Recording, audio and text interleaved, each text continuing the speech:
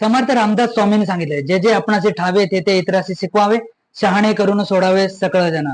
नमस्कार मित्रांनो, मी विनायक पवार ठाणे विघ्नाता या मराठी युट्यूब चॅनलवर तुमचं पुन्हा एकदा मनापासून स्वागत करतो. आपल्या मराठमोळ्या चॅनलवरती तुम्हाला ठाणे परिसरातील चालू घडामोडी, मनोरंजन तसेच भटकंती या प्रकारचे व्हिडिओ तुम्हाला बघायला मिळतील. ते आपल्या मातृभाषेमध्ये, आपल्या मायबोली, आपल्या आवडत्या मराठी भाषेमधून. ठाणे विघ्नाता या युट्यूब चॅनलवर जर तुम्ही नवीन असाल तर नक्कीच लाईक करा, शेअर करा आणि सर्वात महत्वाचं म्हणजे सबस्क्राईब करून त्या शेजारील बेल आयकन बटन प्रेस करायला मुळीच विसरू नका. त्यामुळे आम्ही टाकलेले प्रत्येक व्हिडिओचे नोटिफिकेशन तुम्हाला वेळोवेळी आणि त्वरित मिळत राहतील. ठाण्यातील उपवन तलावाच्या काठावर 51 फूट उंच भव्य अशा पांडुरंग म्हणजेच विठ्ठलाची मूर्ती उभारण्यात आलेली आहे. राज्याचे मंत्री प्रताप सरनाईक यांच्या संकल्पनेतून साकारलेली ही मूर्ती पर्यटकांचे आणि भाविकांचे प्रमुख आकर्षण बनलेली आहे. या मनमोहक मूर्तीचे लोकार्पण 31 ऑक्टोबर 2025 रोजी करण्यात आलेलं आहे. उपवन तलाव विठ्ठल मूर्तीचे वैशिष्ट्य मी खालीलप्रमाणे सांगत आहे. उंची आहे तब्बल 51 फूट. हे स्थान आहे ठाणे पश्चिम येथील प्रसिद्ध उपवन तलाव या ठिकाणी. या मूर्तीचे स्वरूप कसे आहे? विटेवर उभे असलेले युगे 28 उभे विठ्ठेवरी विठ्ठलाचे रूप दिसून येतात. परिसर हा तलावाच्या शांत वातावरणात आणि येऊरच्या डोंगराच्या पार्श्वभूमीवर ही मूर्ती उभारलेली आहे.